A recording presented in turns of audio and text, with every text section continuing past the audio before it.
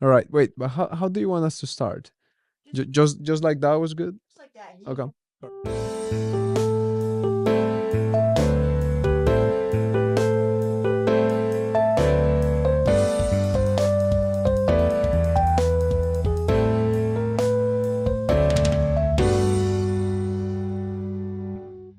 Welcome to episode 5 of the Small Tales podcast. I'm your host, Michael Barbaro Jr. Today's guest is Sebastian Trujillo, co-host of the podcast Mas Allá del Deporte, alongside Albert Portis, who couldn't be here today. Let's welcome them to the show. Welcome to the podcast, Sebastian. It's a pleasure to have you here. Would you like to introduce yourself to the audience at home and for Albert? Yes, absolutely. Thank you so much for having me. I'm a big fan. I've seen a bunch of your guys' episodes, and I'm very happy with your guys' work. I am Sebastian Trujillo. I am a graduate student at the University of New Haven, currently getting my MBA with a focus in global supply chain management. I am the graduate assistant for the golf program at the university, and I am also uh, making a podcast with Thomas Maynard and Albert Portas. Albert couldn't be here with us today. He's a guy from Spain. He's also a graduate student at the University of New Haven. He plays soccer for the university. And yeah, I mean, Albert and I are the co hosts of the podcast, and Thomas is the mastermind behind it. Well, congratulations on everything. Thank you. Thank you. Okay. First question of the podcast. What inspired you to start this podcast, and how did you and Albert come up with the idea help young athletes navigate studying and competing in the United States? You know, I this is my second podcast on a similar topic. I had one last year with a friend, Nicolas Cortez. It was called Café Goles y Greens. It was not nearly as professional as the podcast that we have today with Mas Allá del Deporte. But Café Goles y Greens basically uh, encapsulated a very similar thematic and very similar topic about international student athletes. It was in Spanish. Nico and I were both from Colombia, but it was more fun rather than like serious. I met Albert through a common friend, and he told me that he wanted to do a podcast. Nico graduated from the university, so I stopped doing that first podcast. Met Albert, sat down with him, basically told me exactly what idea he had. I said, yeah, let's do it. We have the studio at the University of New Haven, which is absolutely amazing. And then the same friend that introduced me to Albert introduced us to Thomas. And then it just all came together. Wow. It's a great thing that you want to help kids from different countries in the United States. What you're doing is a wonderful thing. I'll tell you that. I appreciate it. Thank you. Okay. For listeners who may not know, could you give an overview what it means to get sports scholarships in the U.S. and what opportunities it opens up for international students? You know, sports scholarships is a big subject, amongst high school students, amongst high school athletes, not only in the United States but also outside the United States. Of course, there's a lot of topics and a lot of content about it within the US, but for athletes that are outside the United States that have dedicated their entire life to a sport, whether it is golf, whether it is tennis, whether it is soccer, college athletics in the United States is a great opportunity for anybody, especially for people outside this country, because nowhere else you will find something like the NCAA that you guys have here in the United States. That's really interesting. Yeah. Okay. What are some of the most common questions that students and families have about recruiting process, and how do you address these on the podcast? Well, the main questions that we get is like, how should I contact coaches? What are coaches looking for? What do they like? Right? And then Albert, having gone through the recruiting process almost 3 times, I believe, and then me, I went through the recruiting process twice, and now I am the one recruiting. We give both of our perspectives on the recruitment process, on what coaches want to see, whether it is from a soccer standpoint, whether it is from a golf standpoint. Um, we both agree that the skill level has to be there. Yeah. That's a given. That's step one. You have to be good enough to draw the attention of a coach. But then once that is there, there are a lot more pieces of the puzzle that you also have to worry about, or that you also have to navigate to finally land a sports scholarship or a roster spot alone. That's a great answer. Thank you. It's also really interesting that you pick like specific players to get scholarships to or give them scholarships. Correct. Wow. Okay. Okay. You and Albert both bring unique insights to the show. Could you tell us more about Albert's role and how you both collaborate to make each other episode valuable for your audience? I would say Albert and I are both perfectionists, like, right? We like to see things done the best way possible. However, I feel like Albert pushes us a little bit more towards like making the podcast better, making the video a little bit better. He finds out 110%. Yeah. He finds that little bit that is missing and tries to fix it and tries to solve it and tries to make it better. And we both have a very like-minded of like, okay, this is what happened here and we want to improve for the next time. But we took a little bit with Albert and Thomas coming out with that first episode because we really wanted it to be a really good one. Wow. To the point where I sat Albert down, I was like, Albert, we need to release the first episode this week because we were taking a little bit, but it was good. We are all very proud of that first episode, and I would say Albert is very dynamic. He has very clear what he wants to share with the audience, and like I said, he's that guy that wants it to be as good as it can be. That's wonderful. And for both of you just to work together and just make the dream work, that's even better. Yeah, it's three of us with Thomas. Okay.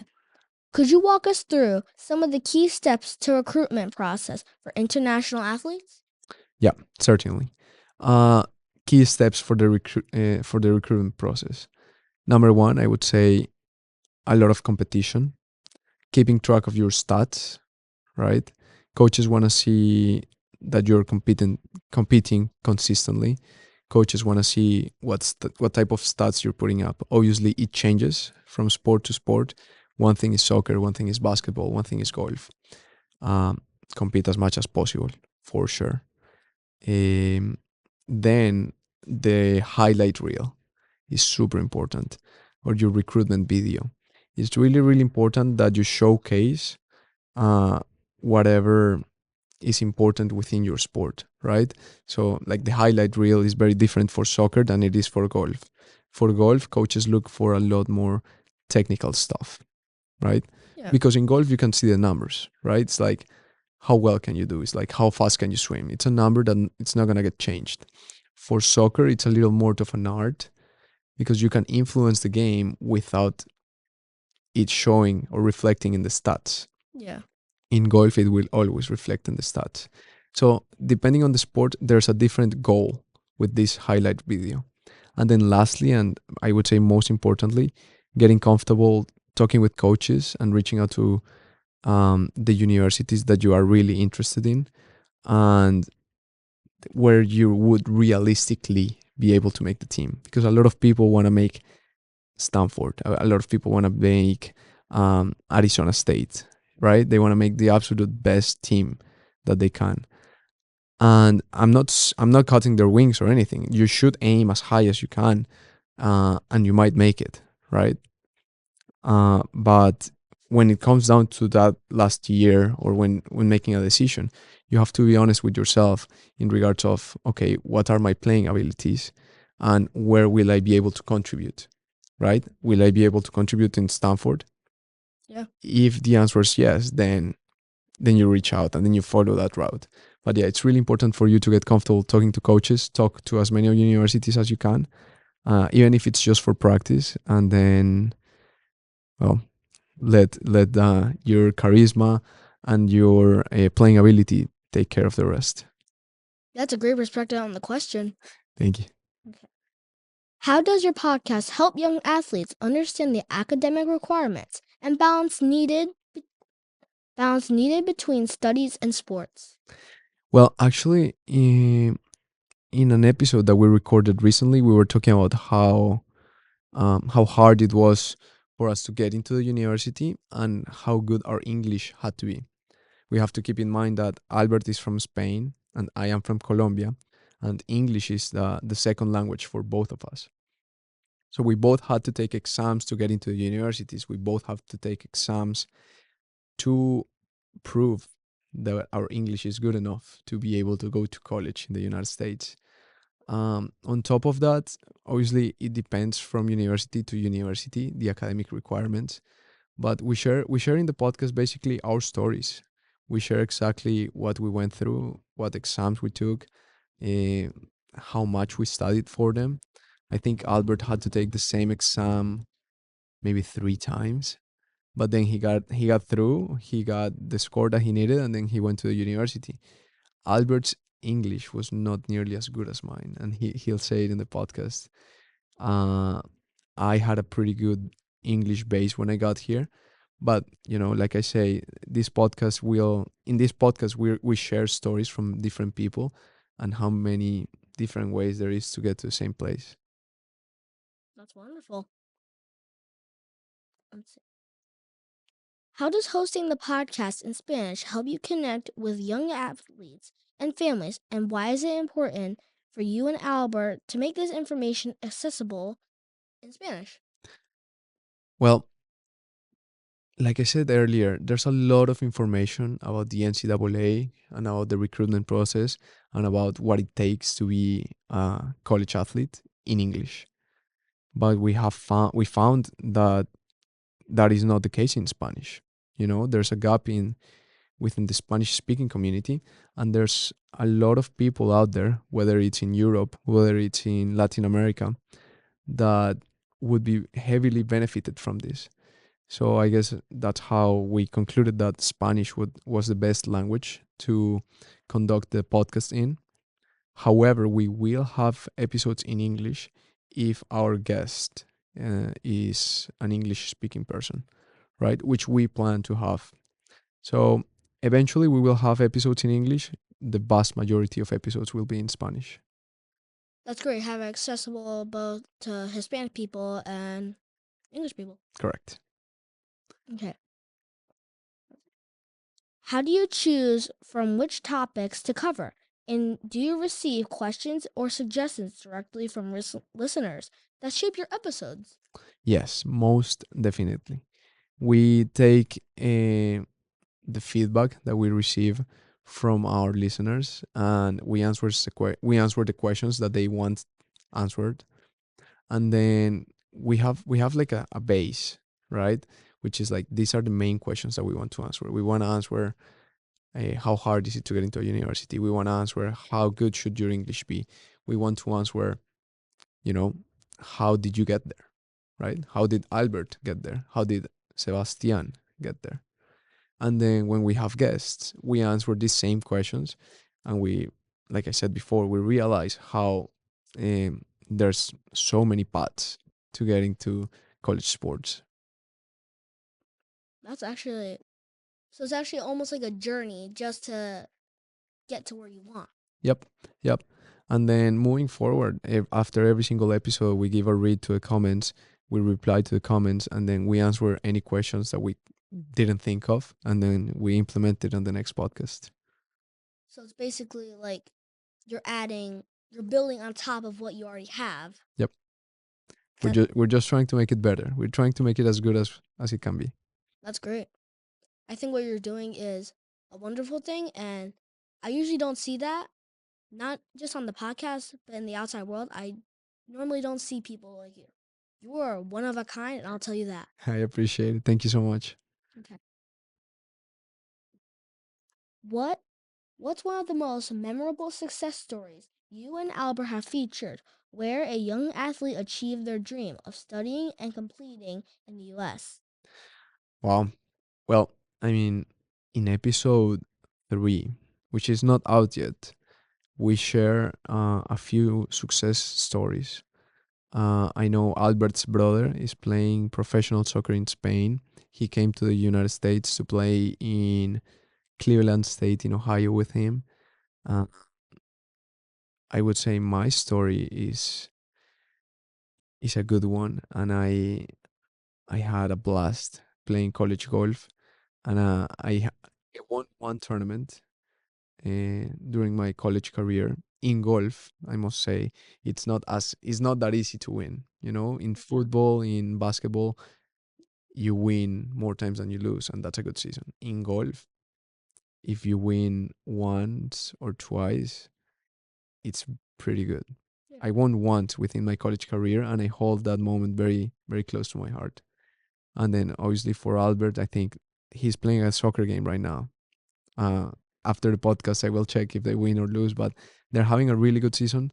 And I know Albert, when he played at Cleveland State in Ohio, they had a fantastic season. As soon as he got there, he made an immediate impact on the team. They won the conference, they won the tournament, and I think it was the very first time that the university had won a conference championship. So there was this big event. He goes into detail in our podcast, but yeah, I would if he was here, I would say maybe that's what he would answer. I really hope his team wins. And my uncle and me and my dad, my brother, we all play golf. And you have to be very precise when you're trying to get into the hole. And having one or two wins, that is awesome. Yes, yes. It's golf. Golf is not an easy sport. For the ones that think so, I suggest you go ahead and try it. So I guess you understand what it takes Yeah. and how hard it can be. Yeah. Some parts it can get really difficult, Yeah. but some parts it can be easier. You know, it's like anything. Some days you wake up and it's super easy, and the next day you wake up and it's harder. Yeah. Yeah, but that's how sports goes. That's actually you're actually right on that. Usually for like most of my soccer games, usually it's up and down and Yeah, then we lose. yeah, and it's funny because we talk with Albert in the podcast, and he says it's funny because one day when you're feeling great, you're feeling fast, you're feeling precise with your movements during the warm up, you go to the game and you don't do anything. Yeah. And then you go to the next match and you feel like you ate too much before the match, you're a little bloated, you're not moving as quickly, your passes are imprecise during the warm up, and then you go play the game, you score 2 goals, you make 1 assist, and you're like, why? That's great. Yeah. But that's how sports go. Really, that's how life goes sometimes. Whenever everything seems to be in place, something goes wrong, and then whenever everything seems to be wrong, Something goes right. something goes right, and then everything is right. So Yeah. yeah, it's funny. Definitely right about that. That happens like all the time for me. Okay. What is one of your most memorable success stories you and Albert have featured? Oh, okay. Where can people watch the podcast and where can viewers expect new episodes? New episodes. Right now we are on YouTube as Mas Allá del Deporte. Uh, Episode 1 is out. We have already over 500 views and growing. Episode 2 will come out this Friday on YouTube. We will get episode 1 and 2 on Spotify, hopefully by the end of this week.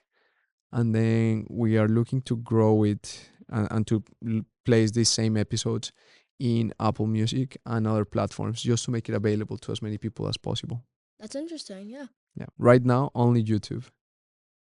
But you're going to expand as you go on with the podcast? Yep, correct.